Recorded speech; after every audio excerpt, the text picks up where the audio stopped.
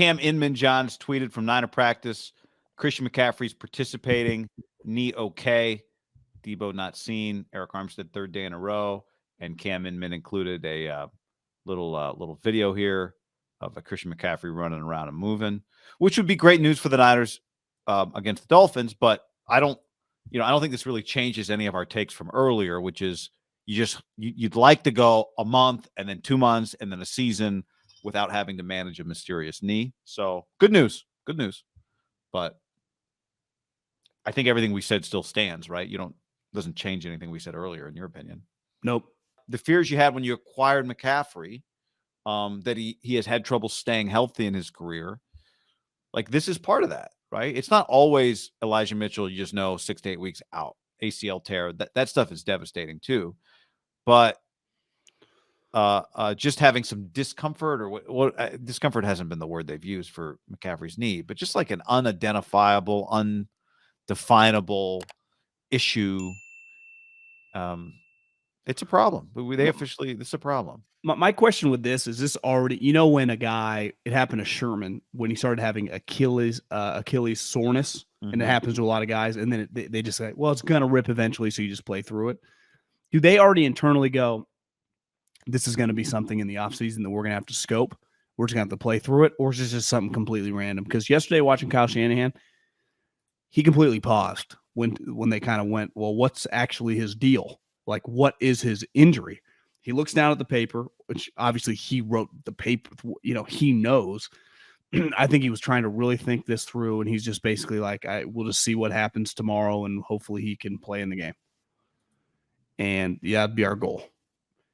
And I just went, it hit me because I was skeptical of the amount they gave up for an injured running back.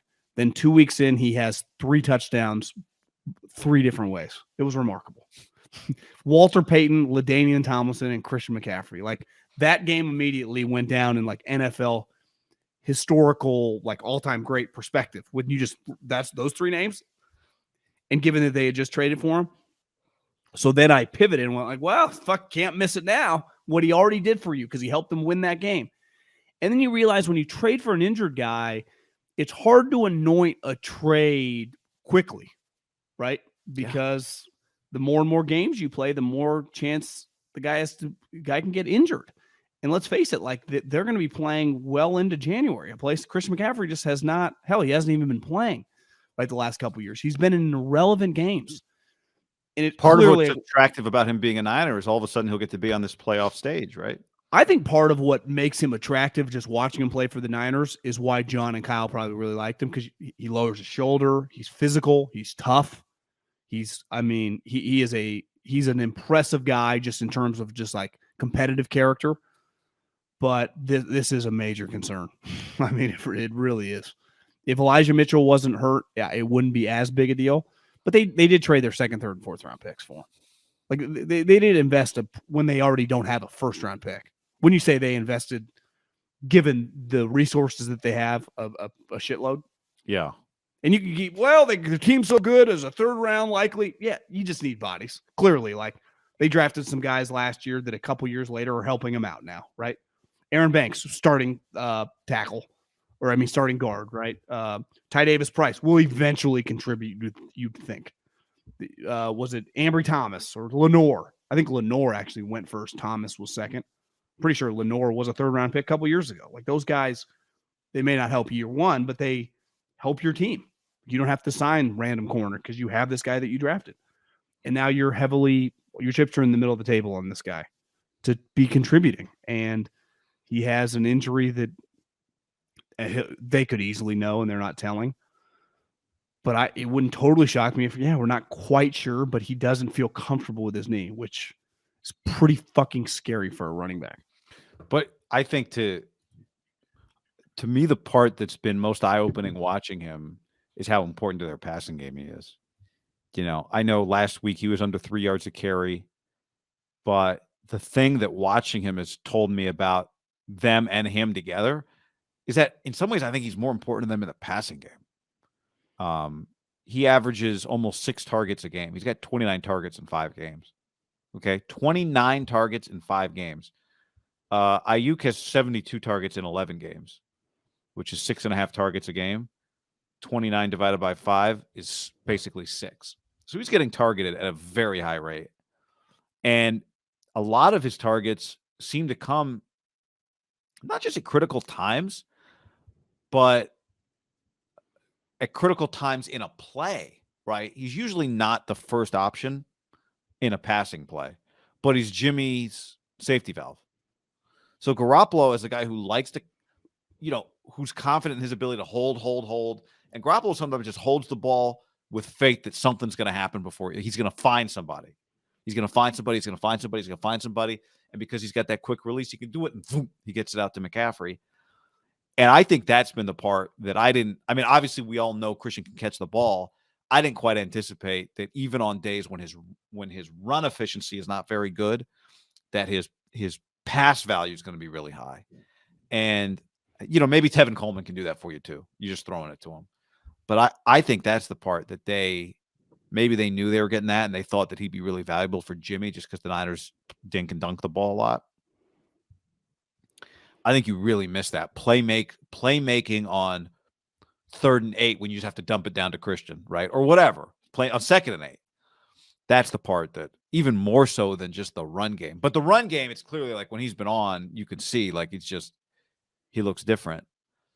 So to not have Elijah Mitchell at all, and to clearly whatever Christian McCaffrey is, if you told me he practiced Thursday, he's playing Sunday, no one's going to pretend that he's 100%, right? Or that whatever the issue isn't going to pop back up. I think it's a good diagnosis when a doctor tells you all you need is rest. But, it can also be a little open-ended when a doctor tells you like a doctor gives you some antibiotics, like, here, take these, you're going to knock this thing out in 3 days.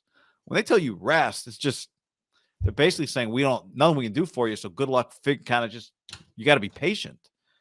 And, the NFL for injuries is it's hard to be patient with a guy you traded a lot for and you really need. I'm not saying they can't be patient with him. I'm just saying if they have to be patient with him, you're kind of in no man's land, not knowing when he's going to be healthy. Look at what just waiting on Armstead has become, right? I'm not saying there was anything they could have done differently with Armstead, but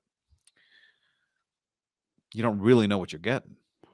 I was wrong. Ambry Thomas went in the 3rd round. Ambry Thomas ahead of Diamador Lenore. Yeah, he went in the 5th. But I mean, it does speak to, if I was going to counter myself. So they had 2 3rd-round picks in 2021. They didn't have a 4th-round pick, but let's just use their 2/3, like equivalent of a 3rd and a 4th. Aaron Banks, starting left guard. Trey Sermon, who is not on the team a year later. And Ambry Thomas, who clearly got completely passed by Lenore, right, and Womack. So if I wanted to counter what they gave up for him, they still have 5th-round picks, and that's where Lenore went, right? And Jalen Moore was also a 5th-round pick, and he's played for them. So it doesn't guarantee you anything. I think that'd be the first thing you'd say. But once he is on your team, you are depending on him. And you do have the red flag. That's what makes me nervous. Because part of where I think they would say, well, it wasn't just for this year. He's under contract, right? Well, you're going to be depending on him next year as well, right? And him and Elijah Mitchell are going to be, I would say, however this offseason shakes out, those guys will, in theory, be healthy coming into training camp, and they will be viewed as the 2 starting running backs, correct? I mean, they're going to be your 2 best running backs. And one, I'm sure I can already tell you what we'll be talking about. Well, you got a Mason, Ty Davis Price. Do they need a good spot for another undrafted free agent? Like, they're going to need depth at that position. Can they find a guy for a veteran minimum that Kyle's had before in years past to, bring back type deal? Because that's a position that they are dependent on. They, like you said, they throw the ball. They throw that ball to that gut position no matter what, right? I mean, when Debo transitioned there, he just became that's where they get him the ball. And if we're gonna he really is a wide back. He's not a true wide receiver. And part of their offense and their quarterback and their offensive play caller is predicated on throwing the ball as far as the line of scrimmage and behind. And that usually is Debo. I guess they can do it occasionally to Ayuk, but it feels like they don't that's not his main play, and the running backs. Did you watch any of the Niners Cardinals episode of Hard Knocks? I told you not. You told me I not told to, you not so I to. didn't. Yeah, I didn't yeah. clip on it. I didn't. Is the like, game if you- action not good? Well, it was like, here's 6 minutes sitting down at dinner with one of the Cardinals because he's from Mexico, and it's just a lot of like, man, we're so proud of you. It was just Anything on the O-line coach getting fired for groping the barely. chick in It's just Mexico? Cliff apologizing to the team, like, guys, this is not for me and the coaching staff. We apologize. It's like, yeah. When they were in Mexico? It looked like it looked like they were back at the Cardinals facility, like they were back home when it happened. Oh. Weird. I don't know. But one of the things was there were a few moments. One of them was the Cardinals. I don't know if it was their D-line coach. I don't think it was their defensive coordinator. It's always funny when you're watching film and they're like, all right, guys, 19. Gonna have to tackle him. Like they talk about these guys like no one knows it's Deebo Samuel. He's like 19, likes to get the ball into space. Very difficult to tackle. 23, one of the best running backs in the league. This guy's also difficult to tackle. But one of the thing the coach said is like 19 and 23, they're basically interchangeable. That was like part of the scouting report, right? So when you call Christian a wide back, it's just like Deebo. That's how the Cardinals defense approached it. Basically interchangeable. So if you look at it, let's just give their coaching staff the benefit of the doubt on the way that they viewed it. It makes the trade way more we could just get another Deebo Samuel. Because you would trade, if I could just say, in Kyle's mind, I can just get you Deebo Samuel 2.0. Would you trade your second, third, and fourth round pick? Of course you would, right? To have 2 Deebo Samuels on this team, because you basically have one on the left, one on the right with Ayuk running around. Yeah. So it's like put them in the backfield together, which he did. So yeah, it makes sense. Now, I think here's the concern with it all: is Deebo has battled injuries, Christian has battled more injuries, and is an older player, and they are both currently battling injuries, and they're both. I mean, technically this year, Christian for them is not as expensive, but I'm pretty sure next year's like $11 million. Deebo makes a lot of. I mean, you're heavily invested into these two human beings, right? Like your asset allocation financially, what you've traded for them, and now moving forward, what you're going to pay both of them. And I feel good. Like Deebo earned it. Like Christian is just, did he earn it all in the one game? It felt like it at the time, but as time goes on, it's like, I need a little more, We got to fucking beat Miami. They got 2 guys that are humming. Like Ayuk needs some help, boys. Deebo will be fine. I mean, Debo's battling, but like Christian, John Jennings needs some help. If the knee can't go, the knee can't go. That's the problem. Like Deebo will battle through whatever. If your knee's fucked up and you can't cut, if Christian McCaffrey can't cut, he can't play. Right? Well, and if Deebo had the same knee issue, I think we'd be saying the same thing, right? Like part of it is the knee. It's not a quad contusion. But also the difference is the Niners just used a second round pick for Deebo, and they've had him the whole time for cheap and now expensive. Like this was. Listen, I can be prisoner of the moment as much as anybody. It's hard when you're in it, the good and the bad, but it was a bold move. It was a really bold move. No different than the Rams last year with Von Miller, but ultimately with Von Miller they obviously ended up winning the Super Bowl, but Von Miller literally had a sack week 18, first round of the playoffs, second round of the playoffs, third round of the playoffs, the Super Bowl. Like 5 straight sacks in their biggest games. And a couple of those were like in the biggest moments. Yeah. Didn't he sack Jimmy? I think on one of the last plays of the game before they went on the drive. Like that, I bet at the time they're like, that sack might have won us the game. So it's like, does McCaffrey? For the Niners, it kind of starts right now trying to win. Who knows? I mean, Minnesota, some of these teams, like you're still playing for seeding. I talk about them like they won the division. They definitely have not. I mean, so there's a lot on the line these games. They are not 9-2 and in cruise control. Also, trading for a player for a stretch run is different than acquiring the player to play his prime for your franchise, right? Like they got Von Miller. Von, we need you 3-month rental. Let's go. Very baseball rental. Let's go. Like we just need you. Like if McCaffrey was a 4-month rental, you'd be like, rest him this week, get him back next week, and get him ready for the playoffs. Like just run him into basically like Mostert style, like run him into the ground. That's not what this is. Raheem, that's not what I meant. There is that element, and hopefully that comes into play for the Niners. But I think Cheetah tweeted like, Mozart out here causing shit.